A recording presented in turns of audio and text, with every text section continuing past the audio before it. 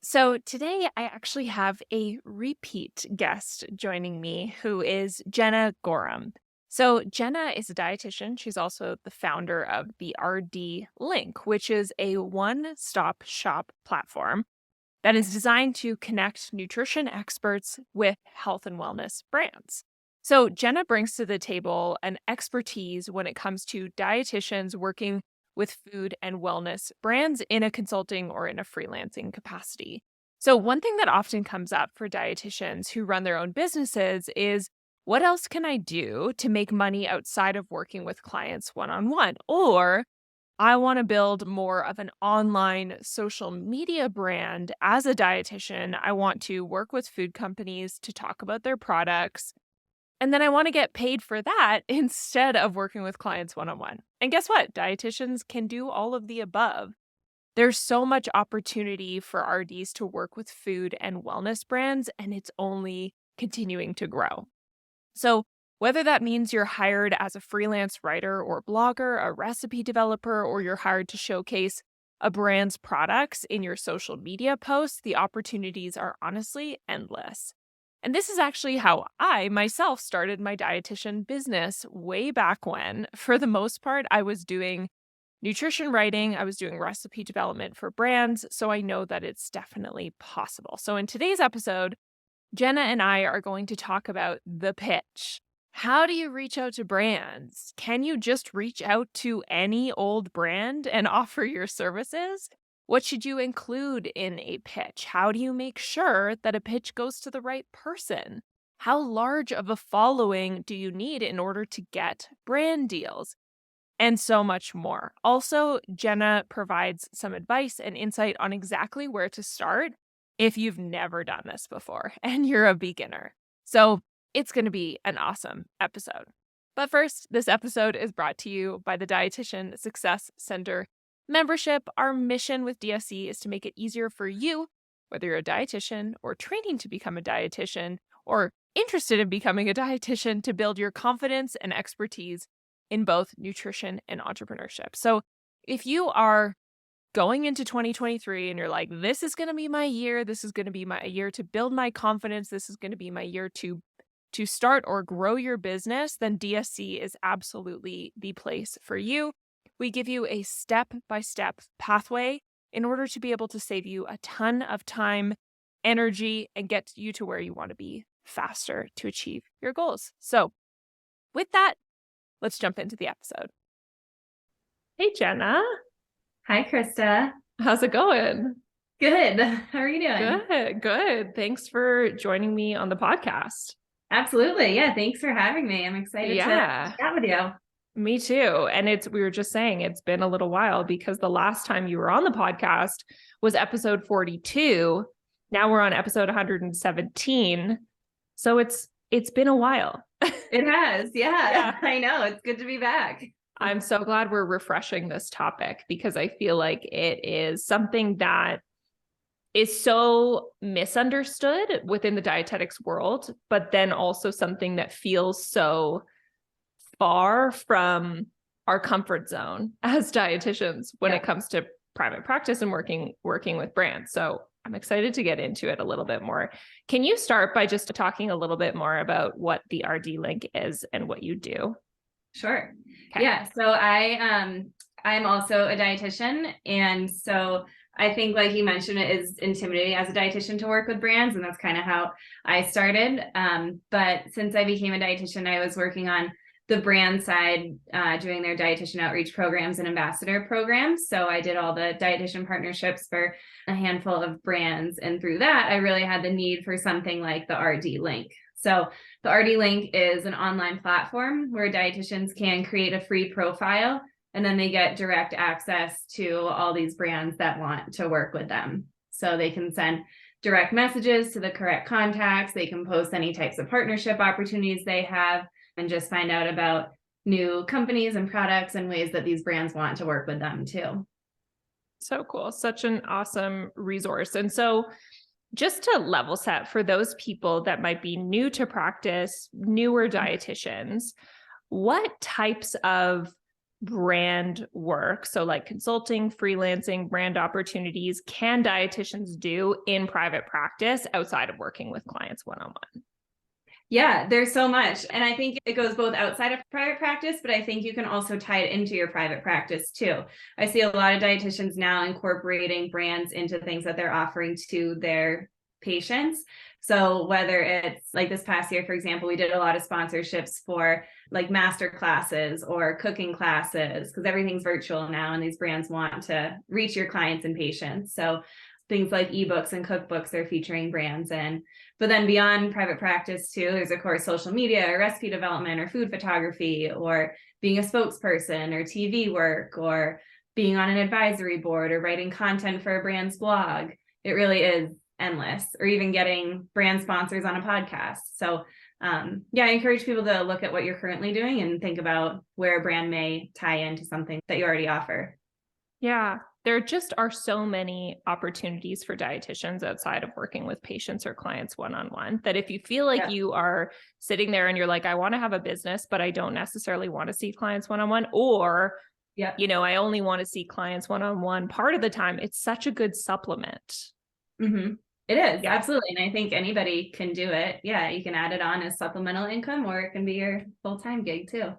And so do you think that's possible? Is it possible to have a dietitian business where all you're doing is brand work and you're making a full-time income? Absolutely. Yeah, I think there's a lot of dietitians that do it. You see a lot of dietitians who focus on media work or recipe development or food photography. I think just hone in on your specialty, and absolutely that can be a full-time thing. So cool. Okay, so today we are talking about the pitch piece. Mostly, we're going to focus on that. Because that, I think, is just such a foreign concept to so many of us, right? There's so many questions. It's like, okay, I'm super intimidated to reach out to a brand. If I reach out to a brand, what in the world do I say? Who do I contact? How do I make sure I don't look like a fool? What happens next? So we're going to talk through that whole process. But first, can you just define what exactly a pitch is? Sure. Yeah. And I think that word can be a little intimidating too. So technically a pitch is a sales pitch, but try not to think about it like that. It's just you reaching out to a brand, and sometimes it takes time to build that relationship, but more it's just an initial outreach, getting to know them, seeing how you can support them, what you can offer, and just building that initial connection. And so can you explain the difference between what would be considered a cold pitch versus a pitch in response to a request? So like if you were just going to reach out to a company, can you do that? Yeah, of course. Yeah. So I think when you mentioned a pitch in response to a request, sometimes you see those, like if you're signed up for HARO, Help a Reporter Out, and you'll see these reporters reach out looking for quotes from dietitians. That would be more of like responding in response to a request. You know exactly what they're looking for. You know how to help them. You just share your quote. A cold pitch is more so you don't really have a relationship with the company. You may not know if it's the right person. You don't know exactly what they're looking for, but you think you have a great idea and way that you can support them and help grow their brand. So you can reach out in a whole variety of ways. And what do you think is the best way for dietitians to decide which brands they should be reaching out to or pitching to? I think a brand that fits with you, whether it's something that you generally buy and eat and recommend to clients and patients and use yourself, or if it's a fit with your specialty and your audience too. So I think it depends on what you're offering. If you're offering like social media partnerships, then you're going to want something that aligns with your overall message and topics that you talk about and how it fits in with just your normal messaging. Or if you're offering something more on behalf of the brand, like writing blog content or taking over their social media, then it could be something that aligns with your expertise. And I think that's the whole moral of this story, right? Is that you don't have to wait for brands to come to you. Like you can very much actively pursue these opportunities. Right. You probably shouldn't wait for them to come to you. Yeah. Yeah. Because they may not. Right. Yeah. So true. Okay. So when we're thinking about a pitch, then what do you feel like are some of the essential components of what would be considered a good pitch? We have a lot of pitch templates on the RD link for our premium members. So that's a good resource, but I typically break it down into really just three components. There's a brief intro telling them who you are and why you're reaching out. And then the middle section is really the bulk of it, which would be your offer and the value you can provide to them. And then I like to end with a call to action. Like, what step do you want them to take from there? Is it, looking at your attached media kit, scheduling a call, or what do you want them to do with this information? Mm-hmm. And would you say that the same principle applies as for cover letters, where the shorter, the better, or the more concise, the better? Yeah, I find when I receive really super long pitches with a million offers, I find it's more confusing about what they're offering me. And I'd rather, if they have a big, complicated offer, I'd rather just get on a phone call with them and hear that, just hear them out. Mm-hmm. Okay. And so what are some of the things that a brand would be looking for in terms of finding the right match for a project? So finding the right dietitian to partner with or to work with. Yeah. So a lot of it comes down to the offer. So there's quite a few things I look for when I receive a pitch, or a lot of things that I consider. First, it is the offer. What are you offering, and is it clear to me? Sometimes dietitians will reach out and pretty much just saying they want to work with the brand, but it's not specific enough. And that's really hard on my end to come up with a project. So all I can do is just keep you in mind. So first, I make sure the offer is clear. Then I want to make sure it's a fit with the overall brand message. Is this a topic that aligns with our key brand message, our consumers? Is it a good fit with the brand as a whole? Next, I think timing is big. So are we looking for something like this at this time, certain times a year, for example, like August? Are we looking for more back to school recipes, or are we still focused on summer content? Is this something that we're focusing on right now, and does it fit with our current marketing efforts? The next would be value, and where do I see the value in what you can offer? So are we reaching a new audience? How many consumers are we reaching? What's the cost per impression? And then finally, budget comes into it too. So where else are we spending this month or this quarter? How much do we have to allot to something like this? Could we afford a package like this? How could we trim it down, or what could we add on? So all those things play a role. So it's not necessarily a straightforward answer. There's a lot that goes into it, but all things to consider with the types of topics and offers that you're pitching to. And I think that's what's so valuable about a resource like the RD link, is because you sort of act like that intermediary, right? Where you already have those connections with the brands, and then you sort of act like that subject matter expert on both sides. Right. Yeah. So, and I found too, when I was pitching brands when I was in private practice, it was so hard to find the right contact. And I found that I was reaching out to brands through social media or through their general contact us forums, and it just felt like it was going nowhere and I wouldn't hear back from anyone. So that was one of the big challenges I had that I wanted to help other dietitians with. So we do that legwork. We make sure that the contacts who are associated with their linked account are the correct contacts that do all the dietitian partnerships on behalf of the company. So when you send a direct message to any of the companies on Link, it goes directly to the correct contact person's email inbox. They get an email notification, so you know that they get it. And then also brands can post campaigns too. So that's another way to know what they're looking for. And sometimes that will be like ambassador affiliate programs, which are a good way to get a foot in the door. And sometimes it is more specific things, like brands are looking for nutrition calculations, or they're looking for micro influencers, and they'll post that, and dietitians can apply and work with brands that way too. Can you just say more about what ambassadors/affiliate programs are for those that have no idea what that means? Yeah, a lot of brands are doing these now. So an affiliate program would be, you'll often get like a kickback for a percentage of sales. So if you recommend them the product to your patients or clients, then you get just a referral commission for that. And then ambassador programs are, brands are really trying to build communities of healthcare professionals around their brands and offer value to these experts. So they'll often provide resources for you and your patients. So whether it's coupons and samples, or recipe cards, or educational handouts, or continuing education, they try to offer a lot of value to dietitians. So it's a good way to learn about the company, the products, the latest research on whatever they focus on, and just connect with the brand and kind of get a foot in the door too.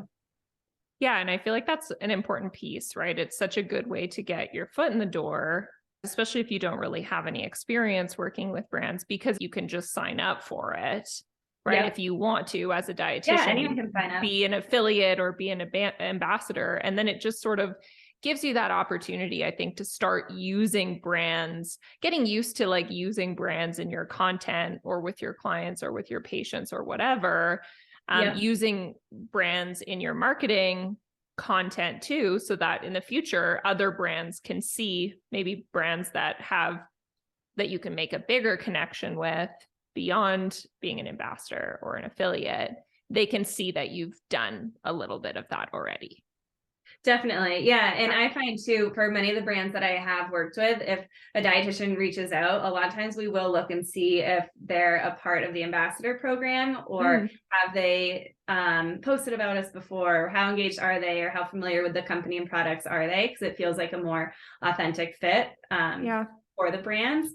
And I think that's a good point you mentioned too, of showing other brands the work that you can do on behalf of brands. So especially if you're pitching social media partnerships, that's probably one of the first things I'll do is go look at your social media profile and see the type of work that you do and think about how our brand could fit into your content. And so when we're talking about social media partnerships, what exactly are the types of activities that dietitians do for brands? Like, is it really just sharing products in Instagram posts or Instagram stories? Like, what does that look like? Yeah, I find lately on the brand side, we like the more authentic stuff. So it depends on the person. But if you're someone that does like a lot of infographic posts that do well, we ask you to do an infographic post, or it totally depends. But usually it's a package of a few different things, probably a reel because those perform well, a few stories, and then possibly a post. But it depends on the dietitian, influencer, and the brand too. And so I think one of the biggest hesitations for dietitians when it comes to pitching brands is that they feel like maybe they don't have a large enough following in order to work with brands. Can you just speak to that a little bit? Like, how many followers is considered enough?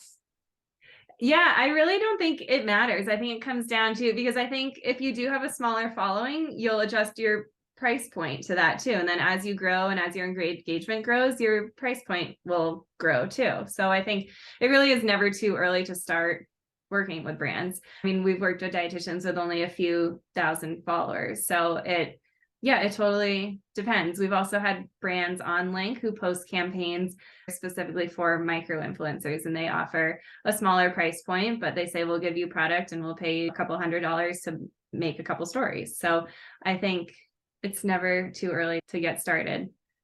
And do you think it's more of an asset for a dietitian to have a more specific niche when they're pitching brands? Like, I'm just thinking in terms of like, let's say that your niche is like just diabetes or even just type 2 diabetes. Do you think brands are often looking for dietitians that are a little bit more specific? Yeah, all the time. Okay. Oh, interesting. Absolutely. Yeah. I think that definitely helps because the brand wants to know what type of consumer you're going to reach and how it's going to impact them. So if you're just reaching general health and wellness consumers, it's a little, it's just a harder sell. They're still trying to reach that population, but I find that works well at certain times of the year too, because a lot of brands I work with were focus on different topics throughout the year. So whether it is, celiac or diabetes, we're looking for celiac dietitians or diabetes dietitians. So it definitely makes a difference. Okay. So then you've sent out your pitch to a brand.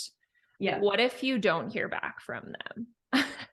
Which I feel like probably happens most of the time. I mean, these people who work at, some of these food companies are very busy and get thousands of emails a day. Something I use an email platform called Superhuman, but there's others out there where you can see if people have opened your email and when they open it. So just to make sure that they have received it.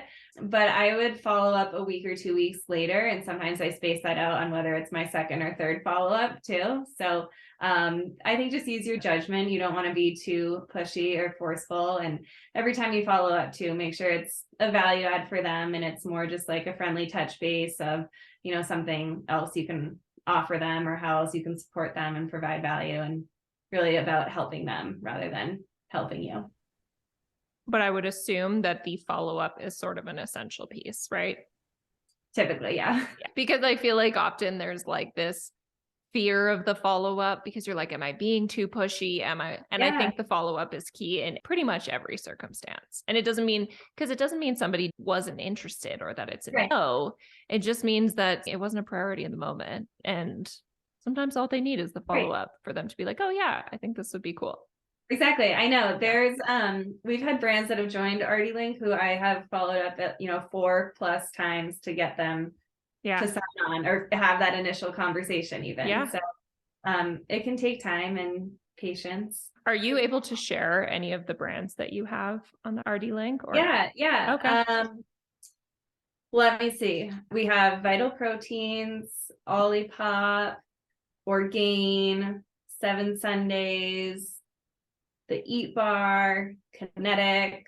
There's a whole bunch. We so cool. There's a mix between like some of the bigger ones that some of your dietitians may have heard of from their big ambassador programs, but then we have some of the smaller startup companies who see the value in dietitians and want to work with them in various ways too. I love that because I think that there's often more of an opportunity to build a deeper connection or relationship with a smaller brand. Yeah, I think so too. So cool. Okay, so I'm curious, and this is a question that has come up within the DSC community before.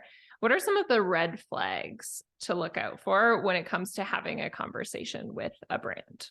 I think some would be if they want you to share any messaging that you're not comfortable with or that doesn't align with your audience. I find that can come up with, for example, like a keto product. A lot of dietitians aren't necessarily aligned with keto, and some brands are okay with that and some brands aren't. So I think it just goes into figuring out if the brand is a good fit for you and your audience.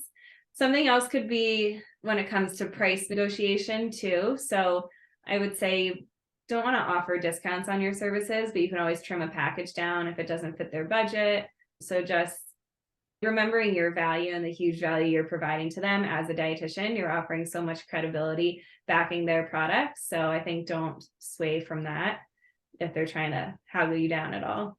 And so when it comes to dietitians working with brands, can you work with multiple brands at the same time? And if so, what are some of the things that you need to keep in mind? Yeah, that's a great question too. That you'll see a lot in your contracts and your agreement with the brand.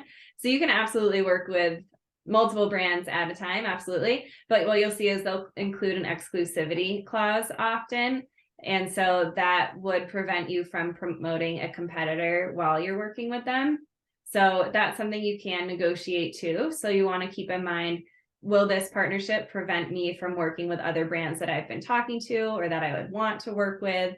And in that case, make sure you shorten that time frame of the exclusivity clause, or potentially even increase your rate too if they want it for a longer term, because it would be preventing you from getting other work potentially. So I find often exclusivity clauses, it's common for, I say 30 days is what I see most of our brands doing. And I think that seems fair on both sides. So just something to watch out for. And then I'm curious because I think sometimes, and the same thing happens when dietitians are thinking about starting an Instagram account or starting a blog. And there's a lot of fear around, oh, there's too many other dietitians doing the same thing, right? Like it's too saturated. How am I going to get any of these opportunities? What's your response to that with regards to working with brands? Yeah, I love that question because we have a network of so many dietitians, and I find we're all in it together. And I also find that you're not an expert in every single area. So, maybe you reach out to a brand for a diabetes partnership, but they're really looking for like holiday content or something, and you can't offer that, but another dietitian who would be a great partner. So I think the more you can refer other dietitians, if you're not a good fit, I think it just lifts the field as a whole, and we're really helping each other grow. So I like to think, it's not us versus every other dietitian. I think we're all in it together and we all have our unique values. So why not support each other? Yeah. And I think too, like if you're just like, look around at the grocery store and look at how many new products are popping up every single day, especially health and wellness related products. Like I feel like the landscape has just grown and changed so much in the last few years. And I think I feel like it's only continuing to grow and expand as people start to just care more about these topics. There's more brands coming up. Exactly. So it's not like there's only a few brands that are looking to work with dietitians. There are so many there. Yeah. I feel like that field is just continuing to grow. And so the more dietitians that can partner with these brands, the better, versus people because they're going to look for people anyways. They're going to look for people anyways. So we want to make sure that so if you aren't going to work with them, they may look for another health coach or other type of influencer. So might as well refer another colleague or dietitian. So So how can dietitians get started with the RD link? They can just go to the rdlink.com and create a profile. You'll see a button right at the top that says something like create account or get started. Click that, and then we approve each dietitian just based on their credential and verification. So it may take us 24 hours or so to do that, but it's free for all dietitians to sign up. We do have a premium plan too for dietitians who are really serious about working with brands. That is only $25 a month. And that gives you, we boost your profile so you appear on the first page of all the dietitians. So you'll appear as a recommended dietitian on the brand dashboards. And we have a whole resources section too. So you get monthly strategy calls with us where we review your pitches and your pricing deck and your media kits. And we have pitch templates and pricing guides and so much more. So check it out at the rdlink.com. So cool. Awesome. Well, thank you so much, Jenna. Thanks for joining me. It was so good to chat with you. Yeah, thanks so much for having me. Yeah, it's good to see you.